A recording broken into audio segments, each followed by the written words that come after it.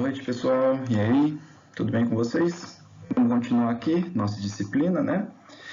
Conversamos nas nossas últimas aulas sobre fluidoterapia e hoje nós vamos entrar já em algumas patologias, né? Dentre elas a gente vai falar agora sobre essa síndrome chamada de síndrome choque, né? Bom, se é uma síndrome, todos lembram, né, da definição da palavra síndrome, nada mais é do que um conjunto de sinais clínicos, né, e que afetam diversos sistemas. Então, a gente já sabe que o choque nada mais é do que uma síndrome, então nós teremos manifestações de diversos sinais clínicos, né? Então, a gente vai ver o que é o choque neste primeiro momento.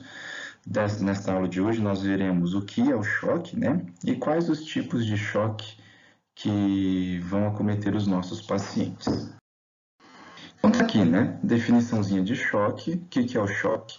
Um estado de perfusão tecidual inadequada.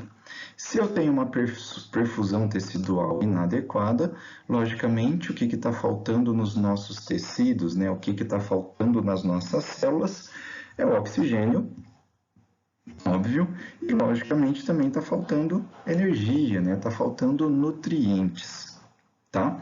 Então vamos pensar, se eu tenho uma perfusão tecidual errada, né? Se a minha perfusão tecidual ela é inadequada, eu tenho deficiência em levar aquilo que é importante e eu tenho deficiência também em retirar aquilo que é lixo, né? Ou seja, eu também não estou removendo produtos de excreção celular, né, decorrentes do metabolismo celular, tá? Então, essa falta de perfusão, ela afeta a entrega, como afeta também a retirada do lixo celular, digamos assim, né? É caracterizado, olha só, pelo desequilíbrio entre perfusão e as necessidades das nossas células, né? Ou seja, que necessidades são essas? Oxigênio e nutrientes, né? Toda a energia para a nossa célula, principalmente através da glicose, ela é levada pela perfusão sanguínea, né? Pela perfusão tecidual. O estado de choque é essa deficiência na perfusão tecidual, tá? E por que ocorre esse choque? Então, esse choque é causado por anormalidades, né? Por defeitos nos veículos e transportes de oxigênio. Ou seja, é causado por uma anormalidade na quantidade do nosso sangue, né? Ou é causado por uma anormalidade naquele sistema de transporte. Que sistema de transporte é esse? Os vasos sanguíneos e a nossa bomba, né? Que vai ser responsável por empurrar o sangue pelos vasos sanguíneos, ou seja, por anormalidades cardiovasculares. Então, a gente tem que pensar da seguinte maneira: faltou sangue, estado de choque. Minha bomba não funciona direito, estado de choque. Meus vasos sanguíneos possuem alguma alteração onde a perfusão tecidual fica inadequada, também estado de choque. Ah, mas como assim o sistema vascular? Lembra que para nós mantermos pressão arterial, o nosso vaso sanguíneo precisa ter um certo diâmetro, né? E um mecanismo compensatório para se aumentar a pressão arterial é causar vasoconstrição.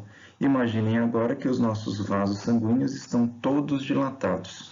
Consequentemente, a pressão ela é menor dentro deste vaso, o que resulta em uma perfusão tecidual errada, né? Uma perfusão tecidual inadequada, levando ao estado de choque, tá? Mas a gente vai ver todos os tipos de choque que nós temos e quais são os eventos que levaram a eles, tá? O que eu quero que vocês entendam por enquanto é isso, que o choque é essa perfusão tecidual inadequada. Se eu não tenho perfusão tecidual, não tenho oxigenação e não tenho transporte de nutrientes para esses tecidos. Então, tá aqui, né? Outra definiçãozinha é uma síndrome.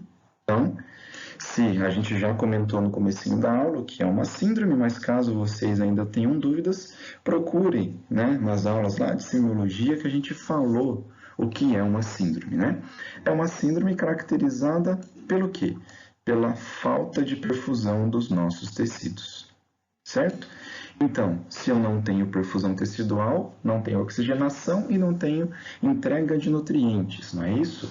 Exato, isso nós já conversamos. Se eu não tenho distribuição de oxigênio nos nossos tecidos, Isso leva a uma hipóxia. Essa hipóxia se transforma numa anóxia, né? Então, hipóxia, diminuição na oferta de oxigênio, anóxia, ausência total de oxigênio para as nossas células, e se falta oxigênio, logicamente, nossas células elas vão morrer, ok? Então, outra definiçãozinha de choque ela é causada, né, por alterações hemodinâmicas, tá? Devido a uma insuficiência circulatória aguda ou até uma insuficiência circulatória crônica, né? A gente vai conversar isso com vocês no decorrer dessas aulas, tá? Então, aqui algumas outras definiçõezinhas do que é choque.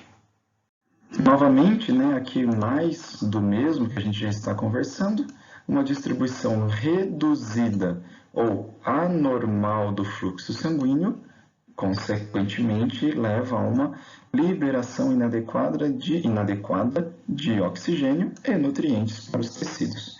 Coisas que a gente já está falando, a gente já falou nos slides passados, tá? Então, isso é o que resulta o choque. A gente ainda não falou nas causas do choque, mas a gente já sabe que o resultado final desse choque é uma distribuição inadequada de oxigênio e de nutrientes para os nossos tecidos. Bom, então a gente falou que choque é uma quantidade insuficiente de oxigênio e nutrientes para os nossos tecidos, né? Vamos entender o que eu preciso para ter uma perfusão tecidual correta, né? A gente está falando do choque, mas eu quero saber, a gente precisa entender, para se ter uma perfusão tecidual adequada, né, ou correta, o que é necessário? Então tá aqui, ó. A perfusão sanguínea adequada, eu dependo do quê? Provavelmente a gente já consegue responder isso baseado nos slides passados. Então, para se ter uma perfusão tecidual adequada, o que eu preciso? Logicamente, eu preciso de volume de sangue. Se eu perco sangue, né, se ocorre uma perda aguda ou crônica de sangue, eu não tenho nada que vá preencher os meus leitos vasculares, né? Lembra que o sangue está no leito vascular. Se eu perco esse sangue, o leito vascular se torna insuficiente, né? Então, para se ter uma perfusão tecidual correta, né, uma perfusão sanguínea correta, primeiro de tudo eu preciso de volume de sangue, ok? Para que eu preciso desse volume de sangue? Para preencher artérias e veias. Então, se meu paciente estiver com uma anemia muito grande, ele vai entrar em estado de choque? Vai. Se ele estiver desidratado, que é o que a gente estava conversando nas aulas passadas, né? Lembra que constituição do plasma sanguíneo, 90% do plasma sanguíneo é água. Então, se eu estou perdendo água, né? Se eu estou desidratando, eu não tenho volume sanguíneo para preencher artérias e veias, né? Então, primeiro de tudo, eu preciso de quantidade de sangue para preencher os nossos vasos sanguíneos, tá? Uma outra característica que eu preciso, além de volume de sangue, o que eu preciso? Eu preciso de uma bomba para mandar este sangue pelos canos, né? Para mandar este sangue pelos vasos sanguíneos. Então, a minha bomba cardíaca ela tem que estar funcionando perfeitamente, né? Olha só, para ejetar o sangue para todos os tecidos através das artérias, não é isso? E, logicamente, essa bomba ela recebe o sangue e essa bomba ejeta o sangue. Então, se eu tiver um mau funcionamento dessa bomba, não tenho perfusão tecidual. E, além disso, eu preciso de volume, né, que a gente já conversou. Eu preciso de uma bomba para empurrar este sangue, só que eu também preciso ter um tônus muscular. Quando eu estou falando de tônus muscular, de qual musculatura eu estou falando? Daquela musculatura lisa que faz parte da estruturação histológica dos nossos vasos sanguíneos, principalmente das nossas artérias. Não é isso?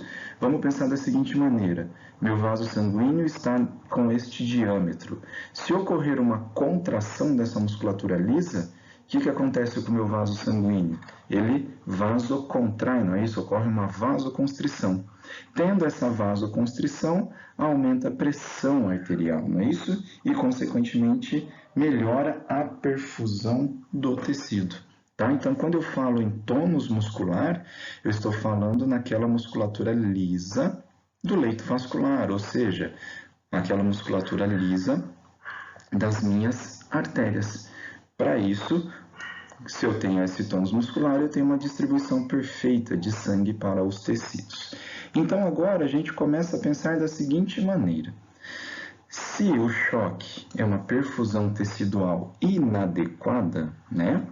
Então quer dizer que para ocorrer o choque, a minha falha está em algum desses três eventos. Ou eu não tenho volume sanguíneo, ou a minha bomba não funciona, ou minha musculatura lisa vascular não está contraindo. Não é isso?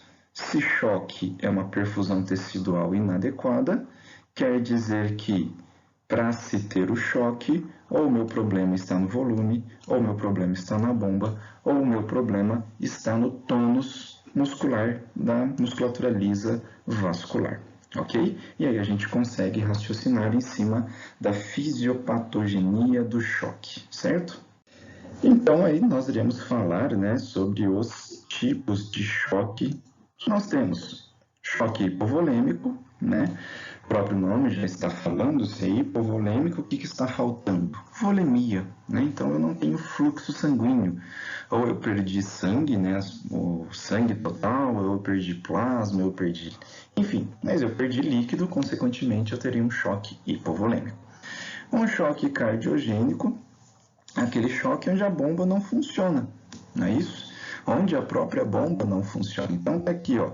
Choque hipovolêmico, perda de plasma, desidratação, traumas onde ocorre uma hemorragia, né, e propriamente a hemorragia. Um choque cardiogênico, pronto, a nossa bomba não está funcionando adequadamente. Por que ela não está funcionando? Porque ela tem algum defeito ou por algumas alterações que nós vamos conversar no próximo slide, tá? Um choque distributivo significa aquele choque, olha só, onde o meu fluxo sanguíneo está preso, abre aspas, numa determinada região do meu corpo, tá? Então, distributivo, onde a distribuição do meu fluxo sanguíneo está alterada, significa que esse volume circulante, né, está contido numa determinada região do meu corpo. E quando a gente fala em choque obstrutivo, olha só, quando, por exemplo, eu não consigo empurrar este sangue para frente. Tá?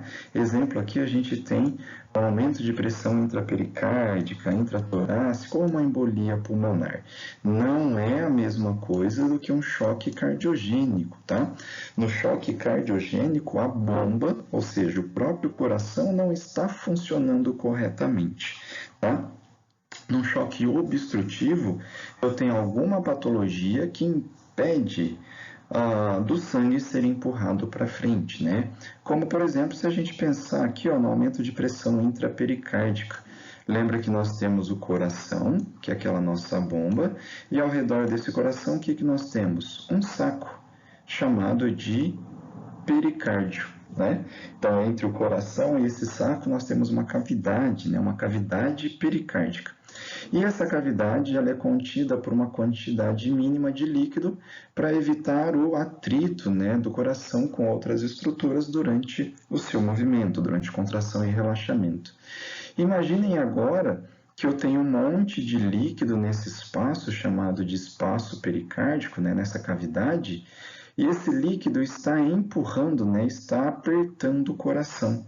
Quando o coração vai se relaxar, ele não consegue direito. Por quê? Porque eu tenho muito líquido apertando ele.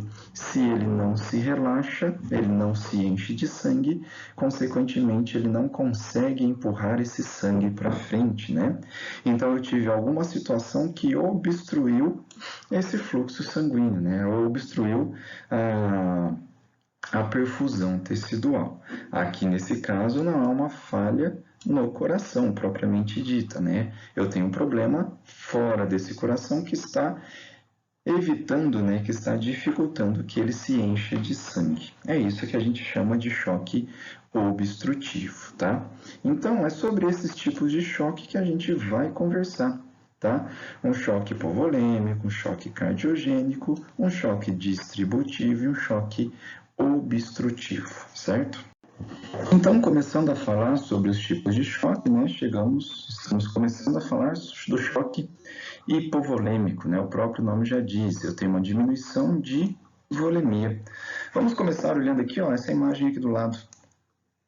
Este animal que tem uma extensa queimadura em toda a região do dorso, né?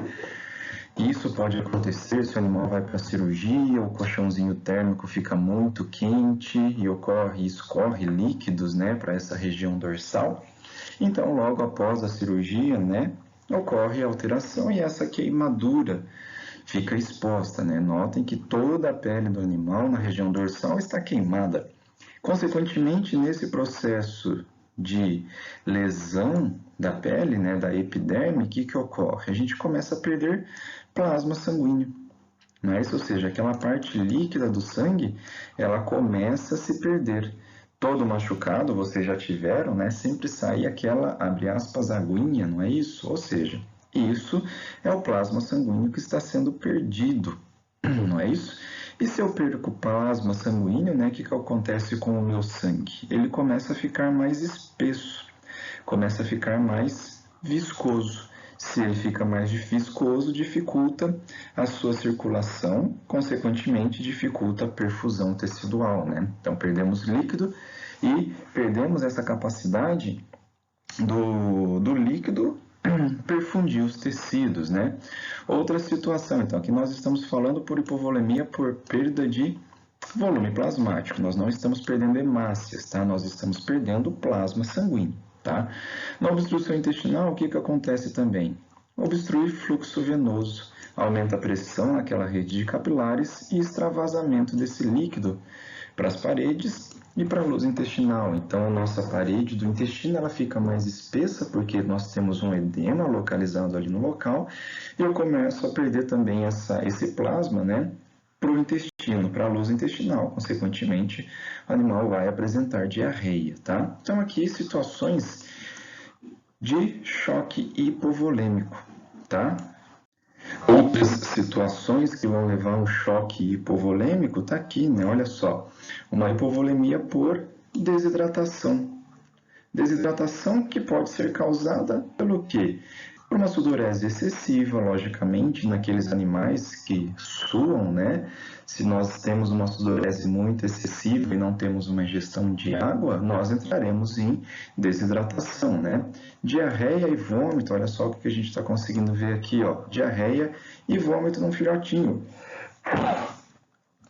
certo? Então, isso vai levar a um processo de desidratação, estamos perdendo líquido, né?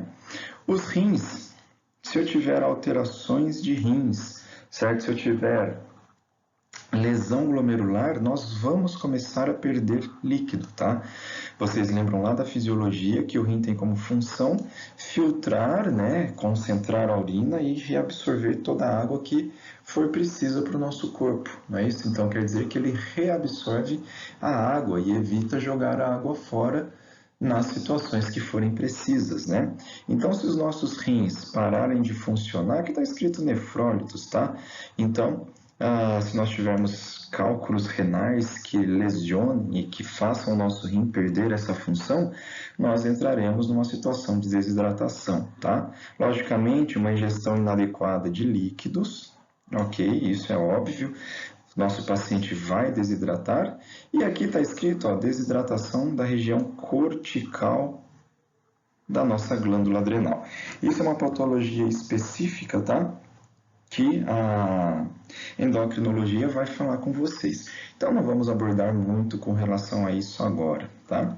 E a nossa hipovolemia pode ser causada por trauma, né? O trauma pode levar a hemorragia, e essa hemorragia leva a essa hipovolemia, lógico, certo? Mesmo assim, eu posso ter situações de choque após o trauma, mesmo sem hemorragia, tá? Todo mundo aqui já bateu a perna, o músculo, enfim, algum local e aquele local ficou roxo, né? Por que ele ficou roxo? Ele fica roxo porque eu tenho extravasamento de sangue naquele local. Por isso que fica roxeado, né? Então, ó, o que ocorre nesse local? lesão de capilares, né? Agora imaginem que todo o corpo do nosso animal está em contusão, ou seja, ele foi atropelado, rolou por baixo de um carro e assim por diante. Toda a musculatura dele estará lesionada, então estará contundida, né? Se a musculatura está contundida, obviamente nós temos extravasamento de sangue nesses locais, ou seja, o animal apresentou uma hemorragia nesse local da musculatura, né, e pode entrar em hipovolemia dependendo da situação, certo? E aqui também, olha só o que está escrito logo ali embaixo, aqui ó, também pode haver choque neurogênico associado à dor. Esse choque neurogênico a gente vai falar daqui a pouquinho, tá? Mas é um choque também que pode levar, é uma situação que também pode levar ao estado de choque. Esse choque neurogênico a gente fala já já. Então podemos ter essa hipovolemia por uma desidratação, igual nós vimos no slide passado, mas também podemos ter uma hipovolemia por causa de uma hemorragia, não é isso? Olha só, o animal aqui está apresentando uma diarreia sanguinolenta, né? Então ele está defecando simplesmente sangue, né? Ou seja, uma gastroenterite hemorrágica. Então, se eu não tenho sangue dentro dos vasos sanguíneos, né? Isso diminui consequentemente o enchimento do coração. A hora que o coração relaxa, não tem sangue o suficiente para preencher ele, consequentemente ele diminui o volume que vai ser bombeado, não é isso? Então, logicamente, a perfusão tecidual ela também será menor. E lógico, a hemorragia ela pode ser visível, igual a gente está vendo aqui, né? Olha só, pode ser por causa de um trauma, o animal foi atropelado e está sangrando, e a gente está vendo isso, né? Um sangramento durante a cirurgia, pense naquela OSH, né? Onde o cirurgião perde o pedículo e aí começa a ter um sangramento da artéria ovariana, não é isso? Ou essa hemorragia ela pode ser oculta. Oculta como? Tá? Vamos pensar aqui, ó, um aneurisma. O que é um aneurisma? Quando o vaso sanguíneo ele tem uma dilatação, certo? E essa dilatação se rompe, se estoura, né? Então, ocorre uma hemorragia por causa desse aneurisma, né? Isso a gente não está vendo, ok? Logicamente, isso vai levar o animal a óbito em pouco tempo, tá? Essa hemorragia, ela pode ser no trato gastrointestinal ou urinário, né? Uma hemorragia crônica, uma hemorragia que não seja igual a essa foto, tá? Ou se tivermos um trauma abdominal, uma ruptura de baços, estamos tendo uma hemorragia interna e isso não é visível, então a gente chama isso de hemorragia oculta. Logicamente que uma ruptura de baço, uma ruptura de algum lobo hepático é extremamente grave e vai levar o nosso paciente a óbito em algumas horas, se não for submetido a uma cirurgia, se não fizer a reposição dessa volemia, tá? E quando a gente fala em choque cardiogênico, né, nós estamos falando nesses dois eventos principais. Uma falha da bomba cardíaca ou alguma alteração mecânica dentro do nosso coração que, consequentemente, impeça ele, né, de fazer a sua função, que é fazer este sangue circular. Tá? Então, está aqui, ó, ocasionado pelo comprometimento de função cardíaca. Qual que é a função do coração? Bombear este sangue, tá? Bombear este sangue para os pulmões e bombear esse sangue para o corpo, tá?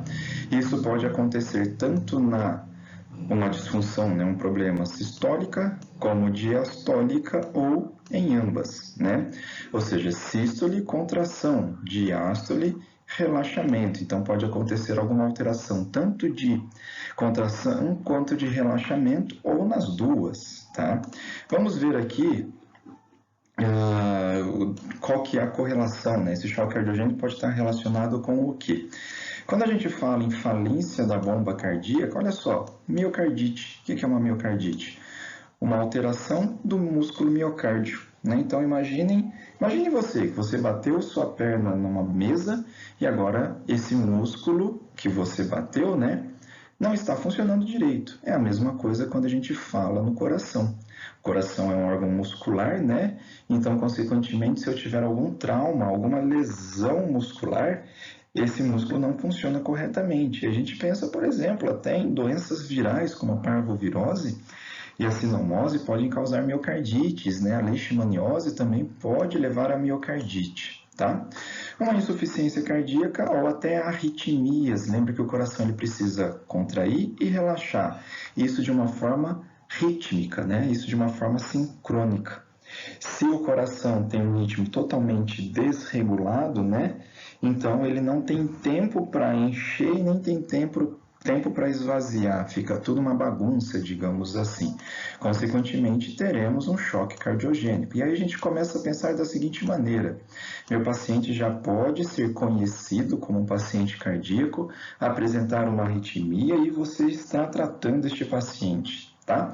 Dependendo de uma situação, essa arritmia ela piora imediatamente, né? E o paciente entra em choque cardiogênico, tá? Isso por uma falha da nossa bomba cardíaca.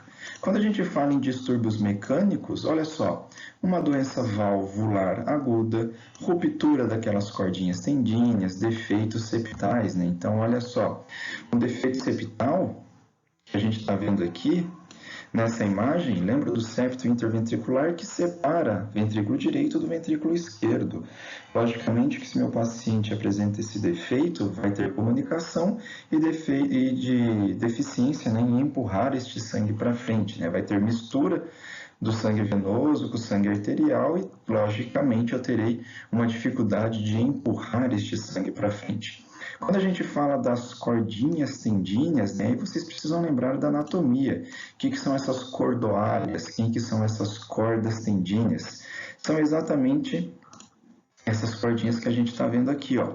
Então, aqui eu tenho uma válvula, tá? Aqui um músculo papilar, então aqui a câmara ventricular, e essa câmara ventricular com esse músculo papilar está segurando, né, essas cordoalhas chamadas de cordas tendíneas, tá? Imagine então que ocorra a ruptura dessas cordas tendíneas, o que vai acontecer com a minha válvula? Vai se prolapsar. Então, quando o ventrículo, por exemplo, contrai, ao invés do sangue ser ejetado pela aorta, essa válvula não funciona e o sangue passa e retorna lá para o átrio. Consequentemente, a função cardíaca, que é empurrar esse sangue para frente, está comprometida. Ah, mas quando que pode se romper uma cordinha tendínea, né? Traumas torácicos, por exemplo. A pessoa está bem, está no carro, está dirigindo e bate com o carro num poste, com outro carro e assim por diante. E tem um trauma muito grande no tórax. Esse trauma pode romper essas cordinhas e a partir daí a pessoa começa a apresentar uma alteração mecânica aguda, logicamente, lá no coração. E isso vai levar a um choque chamado de choque cardiogênico. Imaginem que o sangue, ao invés de ser ejetado para a aorta, esse sangue volta para o átrio. Então, menos sangue está sendo ejetado para a aorta, não é isso? Lembra o que era a definição de choque? Dificuldade, né? Ou deficiência na perfusão tecidual, que é o que vai acontecer nessas situações, tá? E aqui um choque distributivo, né? Como o próprio nome já está falando, ocorre uma falha na distribuição deste volume sanguíneo, tá? Por quê? Por que ocorre essa falha na distribuição? Porque eu tenho uma intensa vasodilatação numa determinada parte do meu corpo, tá? Então, novamente, ocasionado por distúrbios na distribuição do volume sanguíneo. Por que este volume não está sendo distribuído? Porque ele está preso numa determinada região por causa dessa vasodilatação generalizada, né? Então, lembrem-se que também o leito vascular, a fisiologia falou isso para vocês, é um leito com maior capacitância, né? Um leito vascular que concentra uma maior quantidade sanguínea, né? Então, esse choque distributivo pode ser associado com o quê? Com aqueles choques anafiláticos, neurogênico, uma síndrome de Addison, né, que é causado por uma falha na nossa glândula adrenal ou suprarrenal, e um choque séptico. Por que nessas situações, vamos deixar de lado, por enquanto, essa insuficiência de glândula adrenal, tá? Por que em situações como choque anafilático, e vamos deixar de lado também, por enquanto, o choque neurogênico? Por que em situações como choque anafilático e choque séptico ocorre uma falha na distribuição sanguínea? Porque nesse choque anafilático, E nesse choque séptico eu tenho presença de substâncias químicas vasoativas, né? Então vai ocorrer uma intensa vasodilatação. Para quê? Para trazer mais células sanguíneas, mais células de defesa e essas células irem até o local afetado, né? Lembra que no choque anafilático nós temos a presença de histamina. Histamina é um potente vasodilatador, não é isso? Bom, então nessas situações eu tenho uma extrema vasodilatação. Então, se numa determinada região eu tenho essa intensa vasodilatação, consequentemente o sangue ele vai ficar parado naquele local, né, digamos assim. E aí eu tenho uma falha na distribuição deste volume sanguíneo, tá? Aí, logicamente, esses mediadores químicos eles são eliminados conforme a gente trata o choque anafilático e conforme a gente trata o choque séptico, não é isso? Bom, e no choque neurogênico, por que que então nesse choque neurogênico ocorre uma falha nessa distribuição? E aí a gente pega aquele princípio que nós conversamos lá atrás. Lembra que o meu vaso sanguíneo, ele tem um certo tônus vascular, né? Ou ele se contrai, ou ele se relaxa, porque o nosso sistema nervoso central está agindo, não é isso? Simpático e parasimpático, né? Quando a gente fala de leito vascular, a gente está falando apenas do sistema simpático, que vai causar vasoconstrição, e se ele não está agindo, ocorre uma vasodilatação, né? Quando o nosso sistema nervoso não funciona, o que acontece com os nossos vasos? Perdem aquele tônus vascular, ou seja, ele perde o tônus vascular e ele entra e ocorre o quê? Uma vasodilatação. Por isso que nesse choque neurogênico ocorre essa vasodilatação e, consequentemente, o sangue fica aprisionado ali, né? E quando a gente fala de síndrome de Addison, ou esse hipoadrenocorticismo, é porque o cortisol também promove uma vasoconstrição. Cortisol é produzido pela nossa glândula adrenal. Se ele não é mais produzido, nossos vasos também entrarão em vasodilatação. Então, vocês têm que entender o seguinte, no choque distributivo é quando, em alguma região do meu corpo, eu tenho uma intensa vasodilatação. E por causa dessa intensa vasodilatação, o sangue não consegue chegar até os outros tecidos, ok? Então, esse é o nosso choque distributivo, certo? Então, tá aqui o que a gente conversou, né, no último slide. Um choque anafilático, quando o animal entra em contato com algum antígeno, que ele já estava previamente sensibilizado, ocorre uma reação de hipersensibilidade do tipo 1, produção de imunoglobulinas que vão se ligar a mastócitos e basófilos, né? Que são aquelas células que dentro delas nós temos grânulos e esses grânulos contêm histamina, não é isso?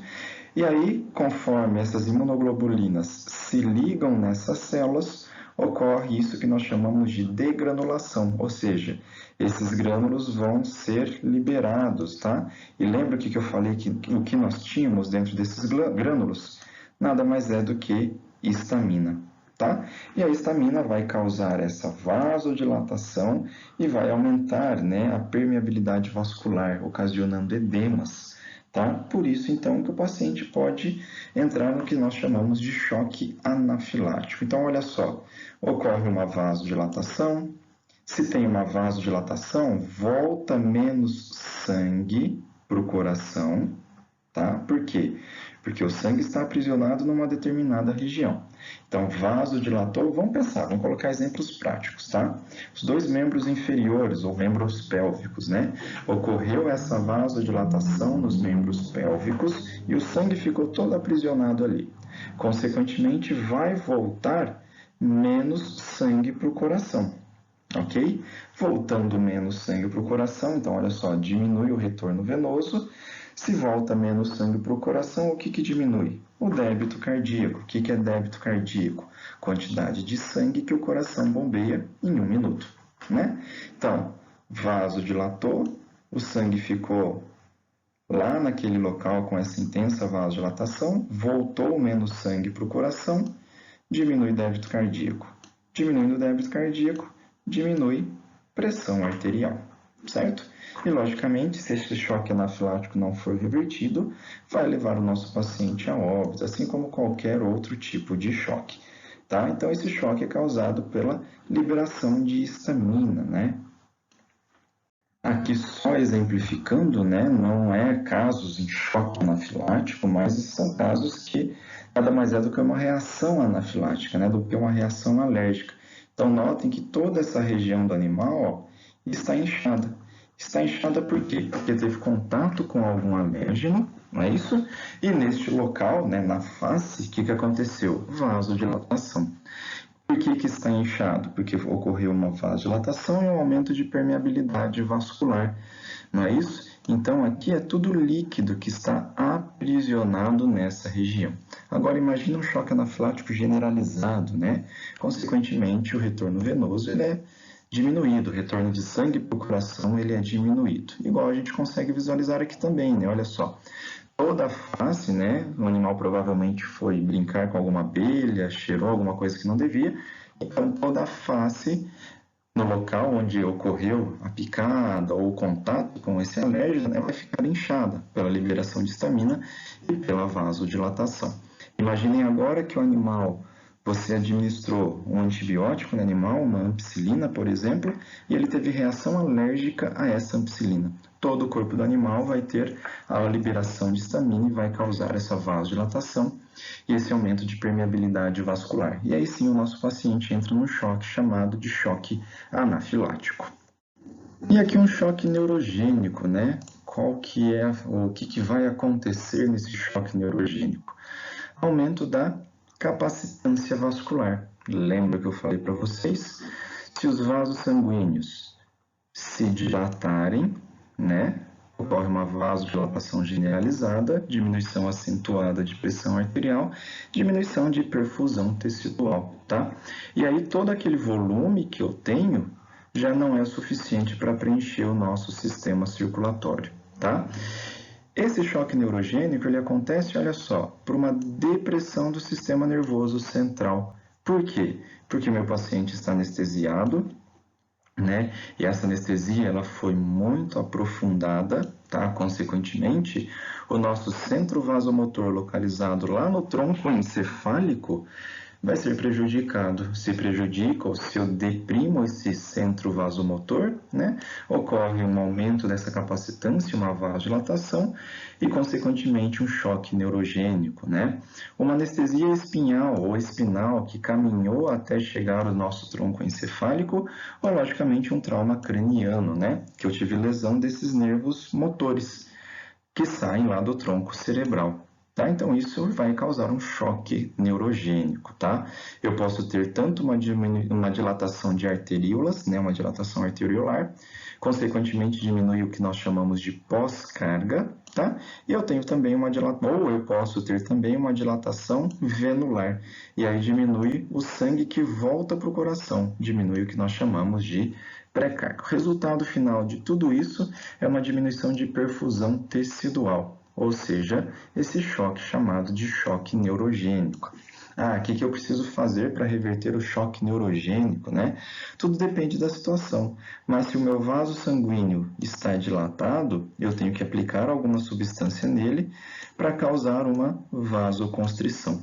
Causando vasoconstrição, eu estou melhorando a perfusão tecidual. E aí a farmacologia já deve ter abordado alguma coisa com vocês com relação às drogas utilizadas no tratamento das cardiopatias, né, ou drogas utilizadas no sistema cardiovascular. Tá? Então, esse é o nosso choque neurogênico. Quando a gente fala lá da insuficiência da glândula adrenal, né, ou da nossa glândula suprarrenal, é a incapacidade de produzir um hormônio do estresse chamado de cortisol. Tá? Esse cortisol causa vasoconstrição. Consequentemente, se eu não tenho ele, eu estou promovendo também uma vasodilatação, tá? Ou seja, eu diminuo a resistência vascular. Se eu estou diminuindo a resistência vascular, meus vasos estão se dilatando, né? E aí ocorre uma diminuição do retorno venoso. Isso é o que nós chamamos de síndrome de Addison ou crise addisoniana, tá? A gente vai ver isso lá na endocrinologia. E aí, para diagnosticar isso é um teste com estimulação de ACTH. Mas a gente vai deixar para falar sobre isso na aula das endocrinopatias, tá? Então a gente não aborda isso, pelo menos neste primeiro momento, certo? Mas o que vocês têm que entender é que o cortisol, né, produzido lá nas nossas glândulas adrenais ou suprarrenais, produzem o cortisol. E esse cortisol mantém o tônus vascular. Se eu não tenho ele, eu perco esse tônus vascular, certo? E o choque séptico, né, ainda dentro dos choques distributivos, né, é uma resposta do nosso organismo a uma infecção sistêmica. Olha só essa piometra aqui, né? Então eu tenho liberação de substâncias vasoativas, né? Interleucinas, óxido nítrico, fator de necrose tumoral, alfa, e isso vai causar uma vasodilatação num determinado local para ter um maior aporte de células de defesas, né? Consequentemente, isso vai causar uma estase sanguínea neste local, né, causando uma não distribuição, uma má distribuição do fluxo sanguíneo para outros tecidos, né? Além disso, eu posso ter também a liberação de um fator que deprime o miocárdio. Então, além de todo o meu sangue estar, abre aspas, preso numa determinada região, o nosso miocárdio ainda pode sofrer, né, com isso e pode ter a sua contratilidade diminuída. Então, esse é o nosso choque séptico, que faz parte dos choques distributivos, certo? E quando a gente fala de um choque obstrutivo, tem alguma coisa que obstrui o fluxo sanguíneo. Olha só neste exemplo aqui. Lembra que eu falei do saco pericárdico aqui, ó, localizado em volta do coração? Imaginem que aqui eu tenho um acúmulo muito grande de líquido nesse espaço, nessa cavidade pericárdica, né? Imaginem que o acúmulo de líquido aqui é muito grande e isso vai apertar o coração, igual essas setinhas estão mostrando, né? Se eu tenho uma compressão nesse coração, ele contrai, só que a hora que ele vai relaxar, eu tenho forças que impedem ele de relaxar. Se ele não relaxa corretamente, ele não se enche de sangue, né, corretamente. Se ele não se enche de sangue, ele diminui o volume de sangue que ele vai bombear. Então, isso é o que nós chamamos de choque obstrutivo, tá? Então, isso pode ser causado por uma doença cardíaca, né, primária, ou pode ser causada também por traumas, neoplasias torácicas e assim por diante. Tá? O que vocês têm que entender é que o coração fica todo espremidinho, não relaxa direito, né? Não consegue se encher de sangue e, logicamente, ele não consegue empurrar esse sangue para frente. Tá? Podemos ter também um pneumotórax de tensão, né? Quando ocorre uma ruptura do pulmão e o ar se acumula na cavidade pleural e espreme todos os órgãos torácicos, incluindo o coração, logicamente. Tá? E esse tamponamento pericárdico, né, que é esse acúmulo de líquido no espaço pericárdico que a gente estava conversando, pode ser decorrente de um trauma, pode ser decorrente de uma infecção e também decorrente de uma insuficiência cardíaca, tá? Isso a gente vai ver lá na cardiologia, nos temas específicos para cardiologia, tá? Bom, nós conversamos sobre os tipos de choque, né? O choque hipovolêmico, cardiogênico, distributivo e o último agora que nós falamos foi o obstrutivo, né? E temos alguns estágios do choque, né? Um estágio não progressivo ou compensado é quando eu tenho mecanismo de compensação normais que estão atuando e conseguindo promover a recuperação do nosso paciente. Então, meu paciente está em estado de choque, sim, só que alguns mecanismos compensatórios estão ativados, ou melhor, os mecanismos compensatórios estão ativados e estão conseguindo vencer esse estado de choque, tá? Um choque no estágio progressivo é quando ocorre piora contínua, né, desse estado de choque, ou seja, meus mecanismos de compensação não estão surtindo mais efeito. E o estágio irreversível é quando o choque é tão grave que eu não consigo mais salvar a vida no meu paciente. Lembra que, vamos pensar num choque hipovolêmico, né, hemorrágico, 7 a 8% eu tenho uma quantidade de sangue de 7 a 8% do meu peso, não é isso? Se eu perder mais de 30, 40, 50% desse volume, provavelmente eu já não consiga reverter o estágio do choque, tá? E a gente chama de estágio irreversível, tá? A gente vai ver alguns sinais clínicos para classificar se o nosso paciente já está nesse tipo de estágio. Com relação à fisiopatologia do choque, né, como que se inicia o choque, então aqui nós temos uma situação de hipovolemia. Pode ser uma hipovolemia, pode ser uma hemorragia, aquele choque distributivo ou obstrutivo, enfim. O que importa é que, por causa dessa diminuição de volume circulante, o que ocorre? Diminuição de débito cardíaco. E a gente sabe que débito cardíaco nada mais é do que pressão arterial multiplicado pela frequência cardíaca, tá? Então, isso é o nosso débito cardíaco. Desculpa, pressão arterial não. Débito cardíaco é volume de sangue que o coração ejeta multiplicado pela frequência cardíaca. Então, isso é débito cardíaco, né? É a quantidade de sangue que este coração vai bombear em um minuto, né? Ou vai bombear durante uma determinada mensuração de tempo. Se eu tenho diminuição de débito cardíaco, olha só quem que vai ser ativado imediatamente. O nosso sistema nervoso autônomo simpático, né? Através de liberação de noradrenalina, através de liberação de adrenalina, aquelas substâncias autônomas, né? Que o sistema simpático vai liberar. O que esse sistema simpático ele vai fazer?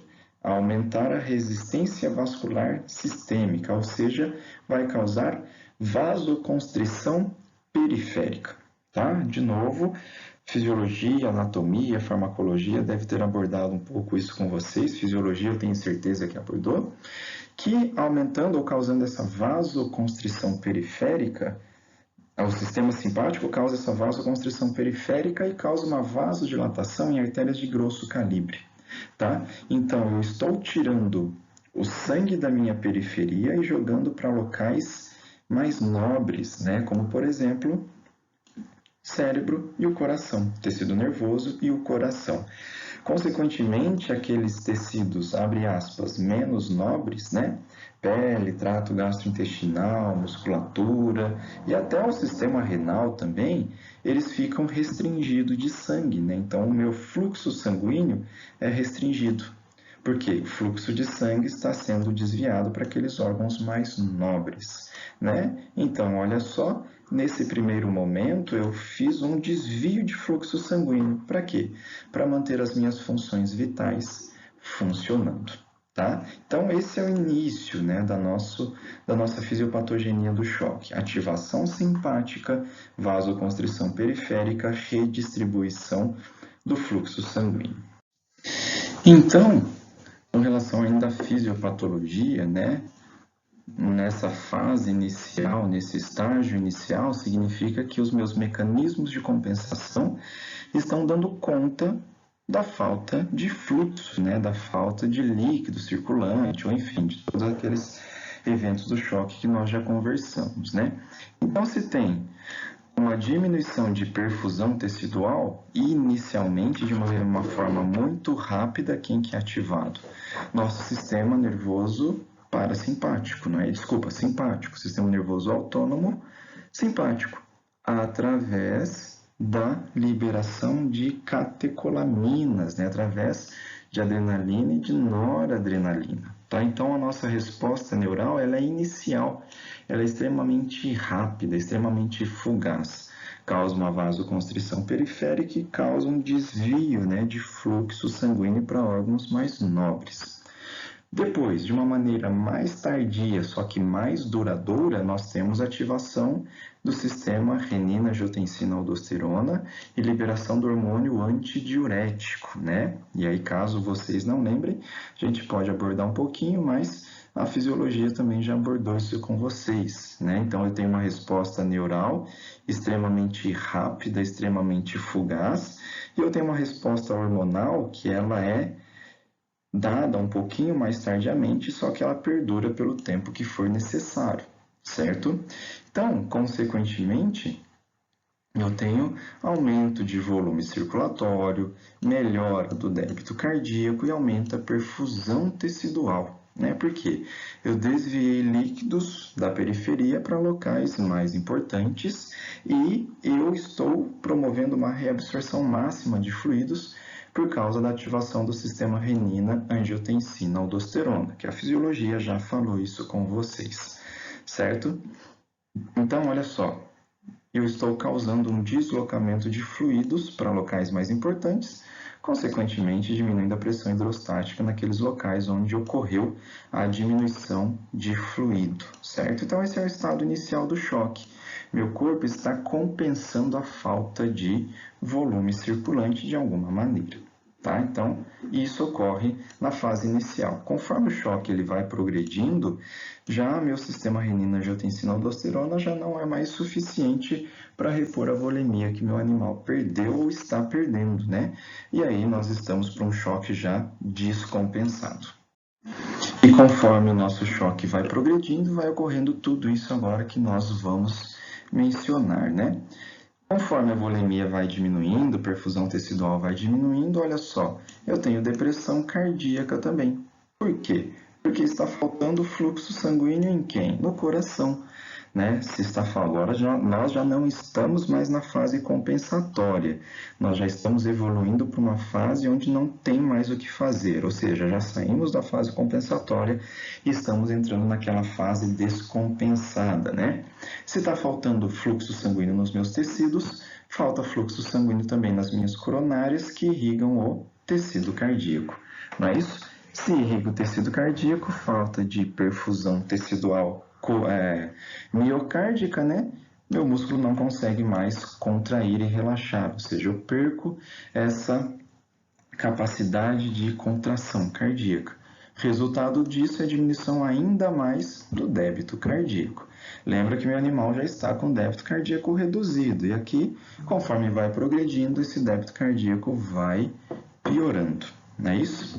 Se falta fluxo sanguíneo também no sistema nervoso central, eu tenho uma insuficiência vasomotora, não é isso? Ou seja, eu já não tenho mais liberação das catecolaminas, né? Novamente, isso em estágios mais avançados do nosso choque, tá? Então, consequentemente, função cardiovascular comprometida e função do sistema nervoso central, vasomotora comprometida também.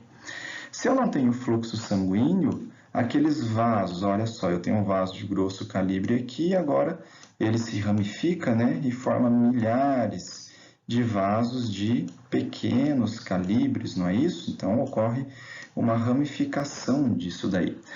Como eu não tenho fluxo sanguíneo nesses vasos pequenininhos, o que acontece? Eles ficam bloqueados, ou seja, eles murcham e grudam.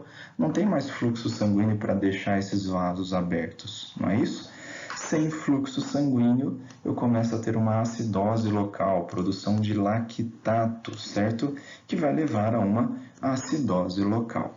Tá? Então, ó, fluxo microvascular difícil ou até ausência, não é isso? Acúmulo do produto de degradação, ou seja, o lixo ou aquelas substâncias que foram produzidas mediante esse processo isquêmico.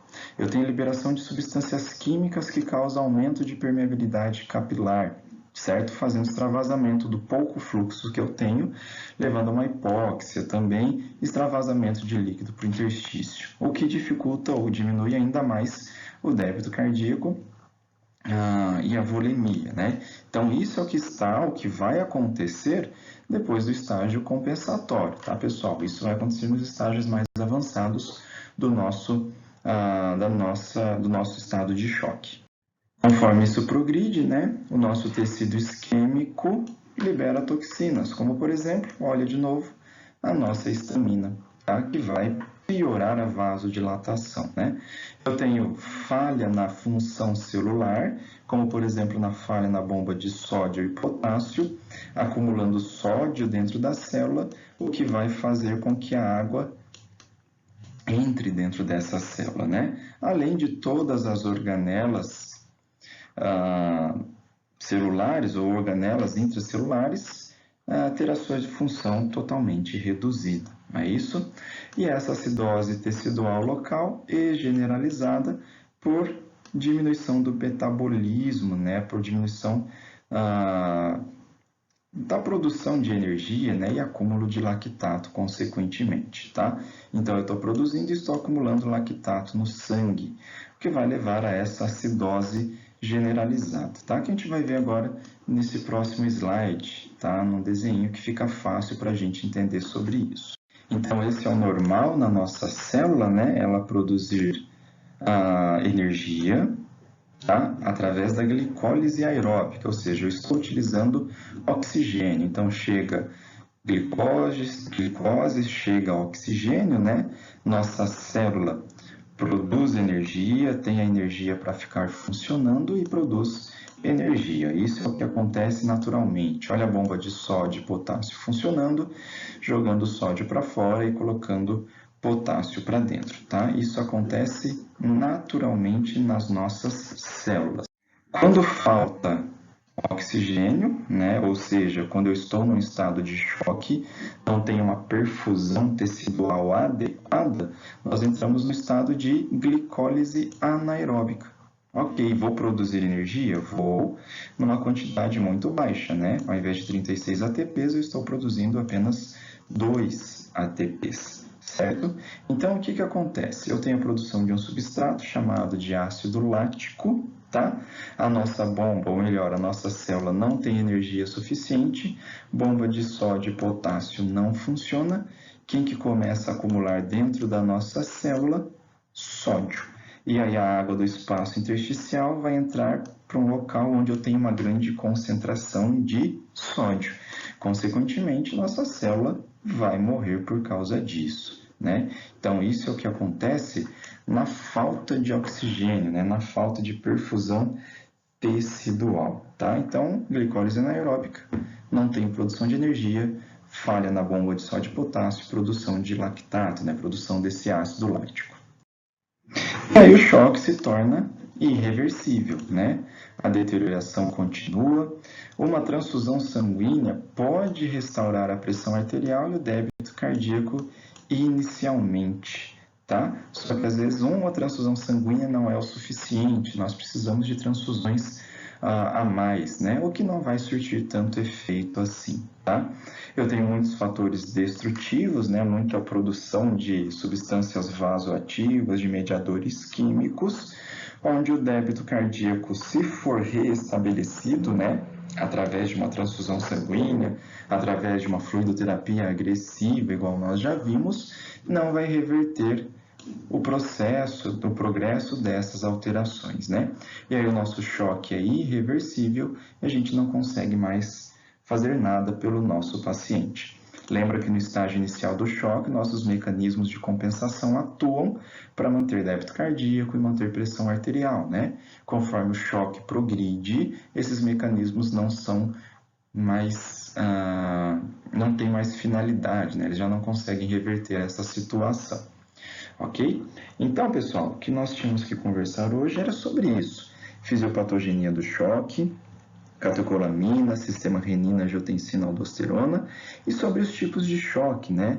Choque distributivo, obstrutivo, choque cardiogênico e hipovolêmico, né? Independente do tipo de choque, o que está faltando nos nossos tecidos? Fluxo sanguíneo, né? Está faltando perfusão tecidual.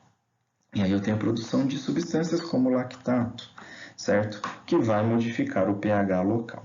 Então hoje nós conversamos sobre essa fisiopatogenia. A partir da nossa próxima aula, nós já vamos conversar sobre a avaliação física do nosso paciente e sobre o tratamento que deve ser instituído, ok? Então, pessoal, por hoje é isso. Espero que tenham gostado. Façam as suas anotações e venham conversar com relação às dúvidas que vocês tiverem, ok? Grande abraço a todos e até a nossa próxima aula.